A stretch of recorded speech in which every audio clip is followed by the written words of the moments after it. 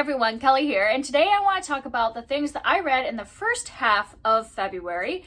And I did have quite a few things, but I'm going to go through them pretty quickly because my mom is coming to visit and I have a lot more cleaning to do. So I want to get through these. And the first few, I don't think I'll have a lot to say, and I'll save the three I have most to say for at the end. So let's go through these first ones kind of quickly. So first of all, I have a nostalgic read. I read Get the Picture by Jahnna and Malcolm. This is part of a series called Heart and Soul. You can tell by the look at it, these are written in the 80s and 90s. This is just nostalgic read from my childhood. Every once in a while I pick up one of these in the series just to have that feeling, but I would not recommend this to teens nowadays. It definitely hasn't stood up. There was some fat phobia in here. There was some probably questionable ways of portraying Chinese characters, because a lot of this takes place in Chinatown, which you could probably see just from the cover. So yeah, wouldn't necessarily recommend that now, but every once in a while you need to just kind of return to something you read when you were a kid or a teen and kind of relive that moment. Next, I have a book I read with my daughter that was just kind of middle of the road, The Emperor's Riddle by Zhang. And this one is a middle grade novel that follows these two siblings where mainly our main character is the sister, who now I can't remember her name, Mia. And they are visiting their uncle in China. So they live in the United States, and their mom and aunt want to go visit China and visit their brother and take the kids with them. And she's very angry about the fact that she has to miss her summer break with her friends to go to China. And then she ends up kind of on this mystery hunt where they're trying to find this treasure from an emperor from centuries before. And so this is kind of a little mystery type book. And my daughter really loved it. I just kind of found it kind of boring. Except for the very end is very intense. We had to read a lot last night to get through it because there's a moment where she's covering her head and I'm like, are you okay? Is it too intense? And she's like, no, I just need to know what happens. And I'm like, don't. And I had to tell her, I'm like, remember, this is written for children. They're going to make it out okay.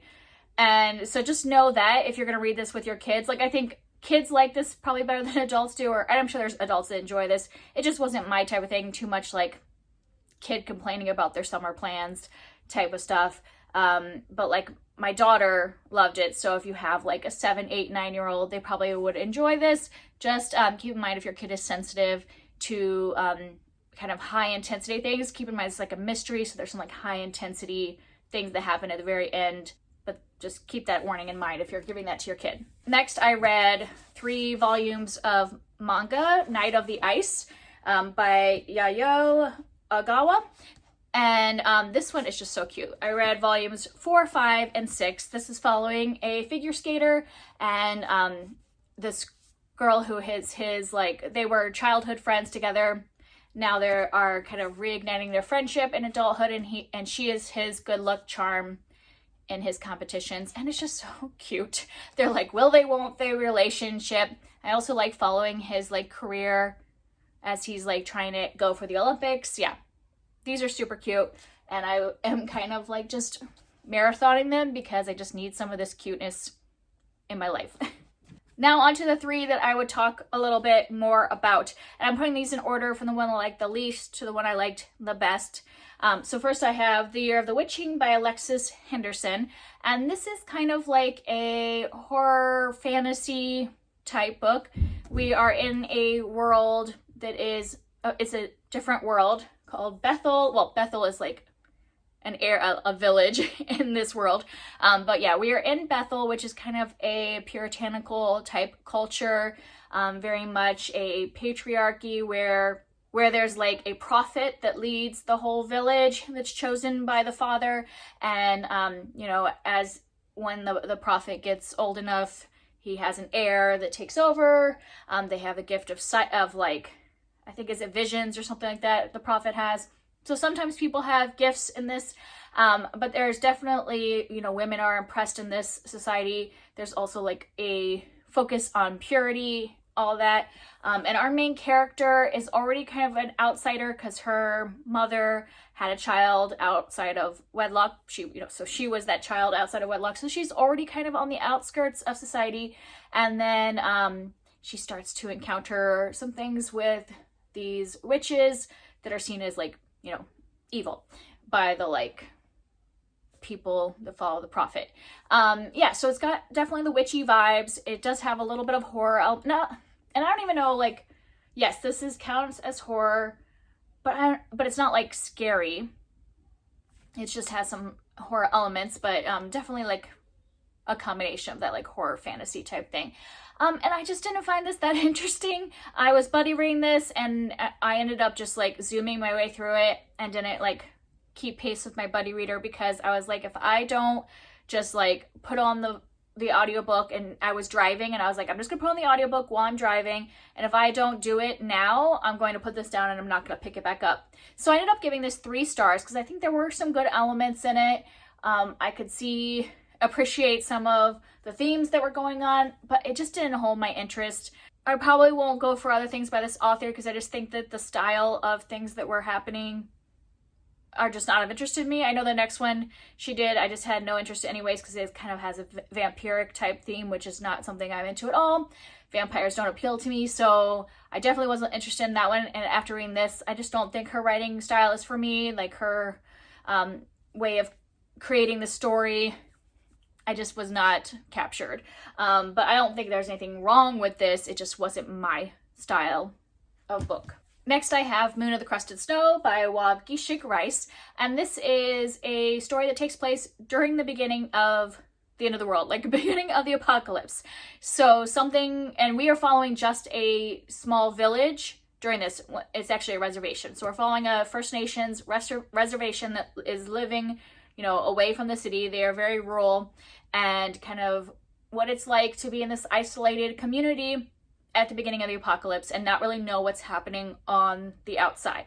And I thought that was a really unique perspective of an apocalyptic book, because often we see, when we read a book like this, it might be we're seeing everybody crowd to all of the grocery stores to get all of the food, and people are rioting and things like that. We see a lot of that in these ones that focus on the cities during an apocalypse, where this is very calm, which is a different take, but stuff is happening.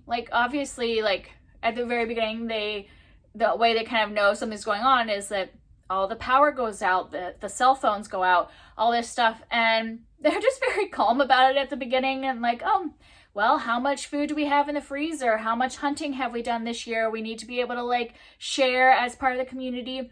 And it gets more serious as time goes on because it's also starting at the beginning of winter. And as they get into the dead of winter, things get a little more dicey with food and people not being able to leave the community and all that because of not having gas for the cars and able to get out in the snow. So definitely things get more heightened, but it definitely is the more calm version of an apocalyptic book. But just seeing how a small community deals with that. And I also really liked to see the indigenous perspective and how that and their history, basically there's one point where one of the elders is saying, that we've been through this before, not an apocalypse, but seeing our entire culture and our land taken away and having to start fresh. So it's oh, we're just doing this again. We're starting fresh again. But we've been there before, we can do it again, type of perspective. And I thought that was a really interesting perspective. I gave this 4 stars because there were times when I needed to be motivated to keep going because it is very slow moving. And I was buddy reading this with somebody, and I think that if I hadn't, it might have taken me a lot longer to read it, even though it's short. But by buddy reading it, I was able to push through, and I do think this was really well done and a unique take on this type of story. And then last, I want to talk about In the Dream House by Carmen Maria Machado. And this is a nonfiction memoir, but it's very kind of experimental in the way it's written. It's written in these vignettes, so pretty small little vignettes, but it goes through her time in an abusive relationship and kind of also highlighting the fact that abuse does happen in same-sex relationships, and especially in sapphic relationships, like not especially in sapphic, but that a lot of people think, oh, women aren't abusers. And that's even like in, you know, straight couples, people are like, oh, a woman can't be the abuser. And, you know, anybody can be an abuser in the relationship, whether that's physical or psychological or emotional, whatever. So this is, you know, showing that yes, even in same-sex relationships, even with two women, there can be an abuser. And yeah, so going through that experience, it was hard to read at times, but I do think that this is an important perspective to see it from her point of view of what it was like to have that arc happen in the relationship, and, you know, till its end and everything. And yeah, I just thought this was really well done. I give this 5 stars. It also was just really well written. I really liked the way she did it with the vignettes. I also just think her quality of writing was really good. I would read other things. I know she has that short story collection, Her Body and Other Parties, and I definitely want to pick that up. And I will probably be picking up other things that she writes in the future. I really enjoyed this one. So kind of a mixed collection of things I read in the first half of the month, but I'm really enjoying buddy reading so far. So like I said, these 2 were buddy reads, and I'm also right now in a couple other buddy reads, so I'm really glad that I'm doing that, where I am buddy reading some of these things that have been sitting on my shelf for a while and just being able to share the experience with somebody else. So that has been a lot of fun, and if you want to talk about any of these things, I'd love to hear from you down below, and I will see you next time. Bye.